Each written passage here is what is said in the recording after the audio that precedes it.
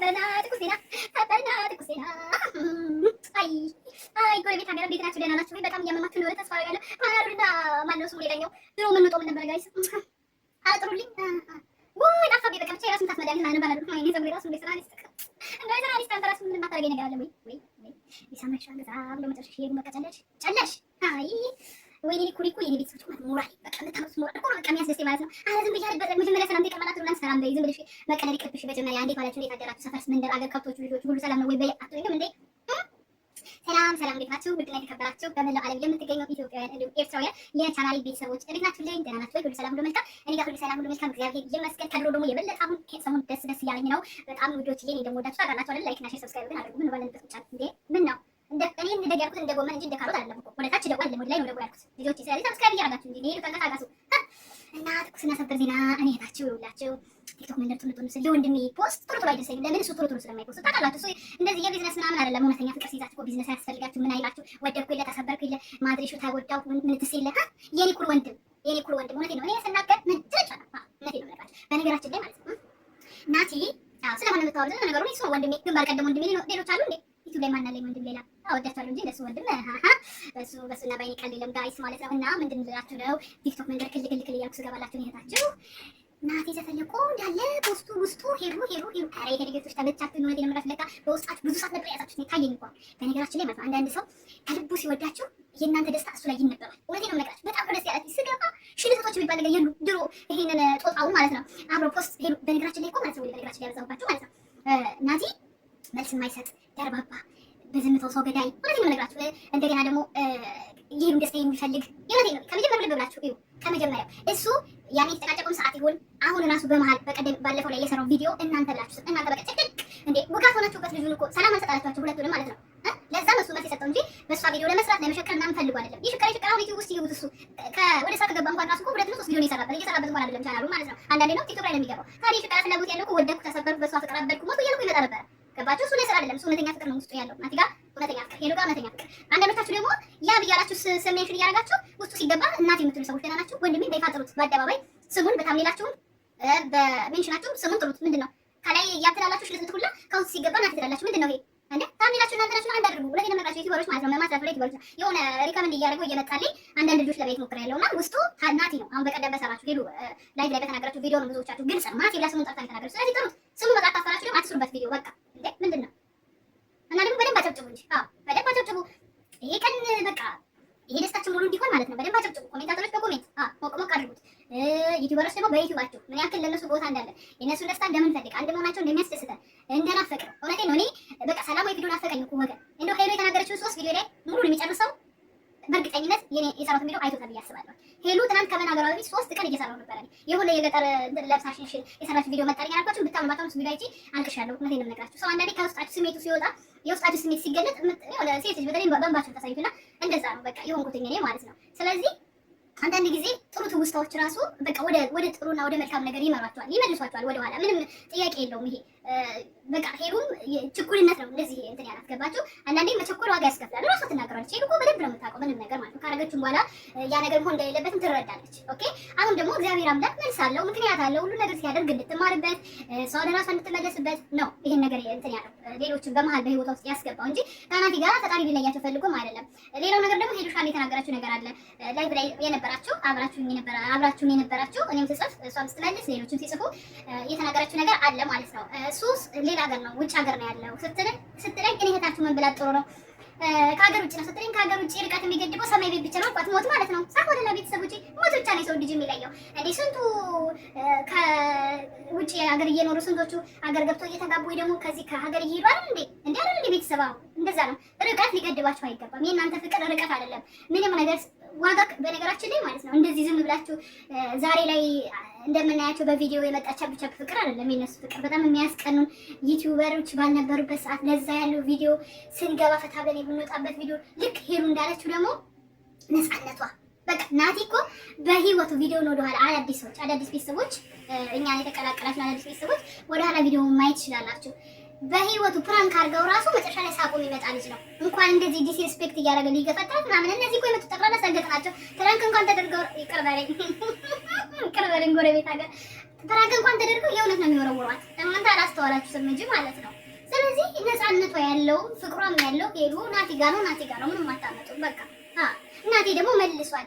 እነሱ ሊያጣሉን ፈልገው ነው። አንቺ እኔ አለሁልሽ። የምር እኔ ግን በቃ የተሰማኝ ስሜት ትናንትና ይሄን ቪዲዮ ገብቼ ሳየው እውነቴን ብነግራችሁ የተሰማኝ ስሜት ታውት በቃ አለሁልሽ ማለት ራሱ ገባቸው። ምን ያህል ፍቅራቸው ውስጣቸው ምን ያህል ፍቅር እንዳለ ሁለቱ ጋር ምን ያህል ሊረሳ ሊቀረፍ ኢቭን ቢጋቡ ራሱ የሚረብሻቸው ፍቅር ነው ያለው። በነገራችን ላይ አግብተው ራሱ ሌላ ህይወት ጀምረው አግብተው ራሱ ይሄ ፍቅር ይረብሻቸዋል። ትናንትን በቀደም ምን ገጠመ የመሰላችሁ? የሆነ አንድ ስለዚህ ጉዳይ እንደዚህ በተለያዩ ምክንያት እንትን የሚሉ የሚያወያይ አንድ ልጅ አለ ቲክታክ ላይ ማለት ነው። ድንገት ግብት ስል የመወያያ ርዕሳቸው የነበረው የድሮ ፍቅር ብቻ እንደዚህ ነገር ነው። ከዛ አንዷ ገብታ ምን አለች? እኔም ገስት ላይ ነበርኩ። የድሮ ባሌን የድሮ ፍቅረኛዬን አለች ስቲል እስካሁን ድረስ እወደዋለሁ። አግብታ ወልድ አስቡት። እኔ አፍሽን ዝጊ አልኩኝ። ከዛ እኔ እህታችሁ እኔ ነጭ ነው አፍሽን ዝጊ። ድንገት ይሄኛው ባልሽ መጥቶ ይሄ ቪዲዮ ቢያየው ምን ሊሰማው እንደሚችል አስቢ። በድን እንደያዘ ነው የሚቆጥረው። አዎ በድን አሁንም ቢሆን ፍቅራችሁ ሌላ ጋር ህይወታችሁ ሌላ ጋር ማይሆን ነገር ነው። አንድ ማደረግ አለባችሁ። ወይ ያን ሰው ከህይወታችሁ ማውጣት አለባችሁ፣ ወይ ደግሞ የሚያፈቅራችሁና የምታፈቅሩት ሰው ጋር መኖር አለባችሁ። ይሄ ግድ ነው። ነጯን ማለት ነው። ከዛ ስለሚሆን ጥሩ ነው። ይቺ ልጅ አሁን ሞቷል አለች። በህመም በድንገታዊ ህመም ሞቷል አለች። ያ የምታፈቅረው ሰው ሞቶ ስሜቷ ፍቅሯ ያለው እሱ ጋር ነው። ይሄ ምን ይሉታል? ከዛ እኔ እህታችሁ ነገርኳት። ልክ ልኳል። የኔ ውድ ያለሽው አግብተሽው ተገደሽ ነው አሁን ያዝሽው ነው። ተገደሽ ከሆነ ትዳርሽን መፍታት አለብሽ። እንደዚህ እያልሽ ሄደሽ ሚዲያ ላይ ለዛው እያወራሽ የአሁኑን ትዳርሽን እንደምታጭው እርግጠኛ ነኝ። ዝም በይ። ቴንኪው ሳምሪዬ፣ ያስተካከልሽ መለስሽኝ። እውነትሽን ነው። ይሄን ቪዲዮ እንዳያየው ጸልያለሁ ብላ ባንዘጋች በግድ ማለት ነው። አስባችኋል? ሰው በግድ እንግዲህ ከአንድ ሰው ጋር መኖር ከጀመረ ፍቅሩም ቤቱም ህይወቱም አይተነው ይወደኛል አለች፣ ያኖረኛል አለች። ለምን ያኛውን አታወጪም? ስለምወደው የልጅነት ፍቅሬ ነው እንዴ። እንደዛ የሚባል ነገር የለም። ስለዚህ ሄዱሻ ጋር የሚያነበብኩት ይሄንን ነው። ዛሬም ነገም ከነገ ወዲያም ትናንትም ድሮም ወደፊትም አለች። በቃ ቪዲዮውን እንግዲህ ዋሸሽ እንዳትሉኝ እኔ በመረጃ ነው ሪከርድ እናትችላችኋለሁ አይደለ? እንደ ናቲ የሚሆንልኝ የለም ማለት ናቲን የምትጠይቁት እንደዛ ነው የሚላችሁ። እንደሄዱ የሚሆንልኝ የለም። በዘፈን ነግሯችኋል። በነገራችን ላይ ሰላም አሳጥታችሁ ነበር ናቲን አንዳንድ ሰዎች ማለት ነው። ኢቭን የእሷን ህይወት እሱ ያስደስተዋል። ከማንም ጋር ብትኖር የሚፈልገው የእሷን ደስታ ነው። ግን ደስታ የሚሰጣት አይደሉም። በህይወቷ የሚመጡት ደስታ የሚሰጣት አይደሉም። ነፃነቷን የሚነፍኳት በቃ ለፍቅር ሳይሆን ለማስመሰል ለጥቅም የሚመጡ ናቸው በህይወቷ ያሉት። አሁን እንነጋገራለን ነጭ ማለት ነው። ቪዲዮ ሰርታችሁ ቻናላችሁን አሳድጋችሁ ቻናል ከፍታችሁ የምትሄዱ ሰዎች ለጥቅም ነው የምትመጡት በቃ። ስለዚህ በዚህም ቢሆን እኮ ናቲ ለገንዘብ ቢሆን እኮ ያን የተነጋገሩትን እንኳን ከሁለት ቪዲዮ በላይ ብዙ ይሰራ ነበር በጭቅጭቅ ማለት ነው። ግን ሁለቱም ምንድን ነው ያደረጉት? ሁለቱም ጋር ምንድን ነው የነበረው? ከመጀመሪያው ነግራችኋለሁ። የመግባባ እንትን ምንድን ነው ያለመሸነፍ ገባችሁ? ይሄ ወጣትነት የሚያደርገው ነገር ነው። ሁለቱም ጋር ያለመሸነፍ ነው እንጂ የፍቅር ጦታ አይደለም። እሱም የራሴን መግለጽ ፈልጋለሁ፣ እሷም የራሷን ነገር ነው እያስተጋባቸው የነበረው። ሁለት ቪዲዮ የሰሩት መጨረሻ ላይ የነበረው ማለት ነው። በራሳቸው ሰዓት ነው ይሄን ጊዜ ያበላሹት ማለት ነው። ሄሉ ደግሞ ቸኮለች እና ሌላ ሰው ህይወቱ አስገባች። ይሄ ትልቁ ስህተት ነው። አሁን ደግሞ አስተምሯታል። ከረፈደም በ11ኛው ሰዓት የተማረ ሰው ደግሞ ይበልጣል። በ11ኛው ሰዓት ደግሞ እውነት የገባው ሰው ይበልጣል። የበለጠ ጠንካራ የሚሆነው በ11ኛው ሰዓት የገባው ሰው ነው። ሁላችንም እንወድቃለን፣ እንነሳለን፣ እናጠፋለን፣ እንታረማለን። በቃ ይሆናል አለች፣ ሞከረች። ሴት ልጅ ናት። ገባችሁ? ስለዚህ ደግሞ እንኳንም ሆነ አንዳንድ ጊዜ እንኳንም ሆነ ህይወታችሁን ፈጣሪ በደንብ ሊያጠነክርላችሁ ሲፈልግ የሚፈትናችሁን ነገር ወደ እናንተ ያመጣል። ግን ደግሞ የሚፈትናችሁ ሳይወዳችሁ ቀርቶ አይደለም። ፈጣሪ የሚፈትነው ለሁለት ነገር ነው። አንድም የእናንተን ጥንካሬ ለማየት፣ አንድም ደግሞ በዛ ፈተና ውስጥ እናንተን አስተምሮ ለማሳለፍ ነው። ኦኬ። ስለዚህ ሁለቱም ተምሮበታል ብዬ አስባለሁኝ። ትናንትና የነበረው ዘፈን ያው እዚህ ጋር ባስገባላችሁ ወይኔ ይዝብኛል። ዩቲዩብ ችግር አለበት። እንኳን እሱን አስገብቼ 2 ስትራይክ አለብኝ ለራሴ ተሸክሜ ነው የምዞረው እና ሌላ ጣጣ እንዳያመጣብኝ ብዬ ነው እንዳለላት ከጎኗ እንግዲህ አይታችሁ እናንተም የእሷን ፎቶ ከስር ፖስት ስታደርጉ የተሰማኝን ስሜት ልነግራችሁ አልችልም።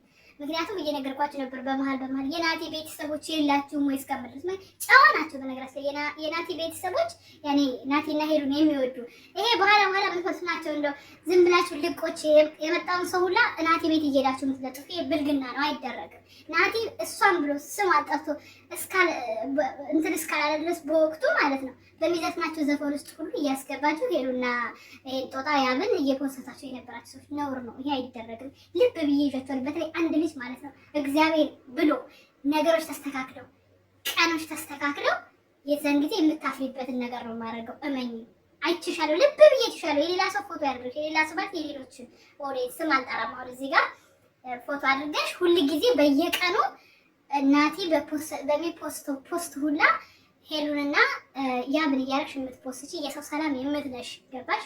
እነሱ ግን እግዚአብሔር አምላክ ከፈቀደ እውነተኛ ፍቅር ፈጣሪ ያጣመረውን ሰው አይለየውም። ወይ ያበዛውባችሁ። በጣም ነው የምወዳችሁ። በማፍጠኛ አድርገው እንዴ ይበላው በማፍጠኛ አድርገው። ምክንያቱም 13 ደቂቃ ሙሉ ማንም ቁጭ ብሎ የሚሰማኝ የለም እንዴ።